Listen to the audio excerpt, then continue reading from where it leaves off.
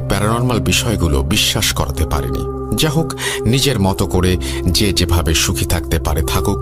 কিন্তু সবচেয়ে আশ্চর্যের বিষয় হলো, এইবার যখন আমার কাজিন আমাদের বাড়িতে আসেন, তখন অলৌকিক বিষয় নিয়ে তার ধারণা এবং চিন্তাধারা সম্পূর্ণরূপে বদলে গিয়েছিল। তার ভয়ের বা চিন্তার কারণটা বারবার জিজ্ঞেস করার পরও সে আমাকে কিছু বলেনি ঠিকই, কিন্তু বিকেল পেরিয়ে সন্ধ্যা নামতেই সে নিজে থেকে আমাকে সবটা বলতে শুরু করে। সময়টা সন্ধ্যা 7:18।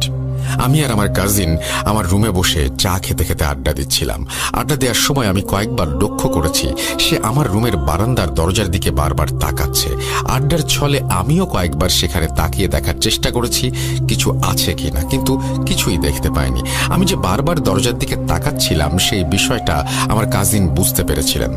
তাই হঠাৎই তিনি বিছানা ছেড়ে উঠে আমাকে দরজার চৌখাটের দিকে ইশারা করে বলেন, কিছু দেখতে পাচ্ছিস? আমি চৌখাটের দিকে তাকিয়ে কিছু দেখতে না পেয়ে বললাম, কই না তো। কেন, কি হয়েছে?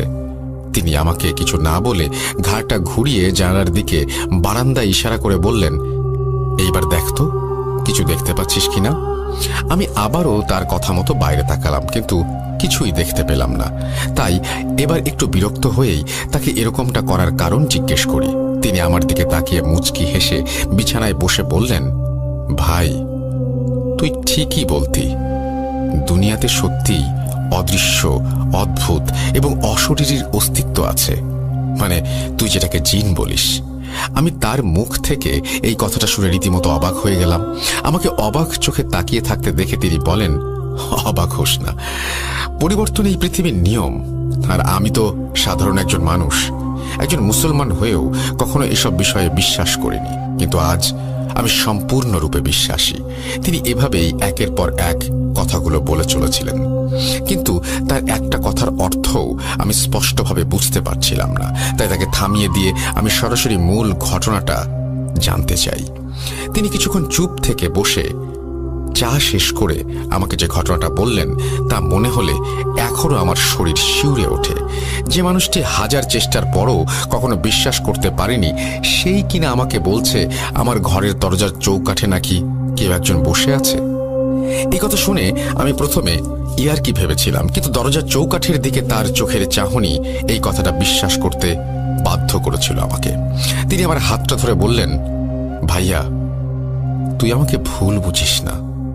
আমি তোকে ফোন করে বলেছিলাম তোদের বাড়িতে বেড়াতে যাচ্ছি, কয়েকদিন একসাথে থেকে অনেক এনজয় করব, কিন্তু আমি আসলে এখানে একটা অন্য উদ্দেশ্য নিয়ে এসেছি। কয়েক মাস যাবৎ আমার সাথে কিছু প্যারানর্মাল ঘটনা ঘটে চলেছে।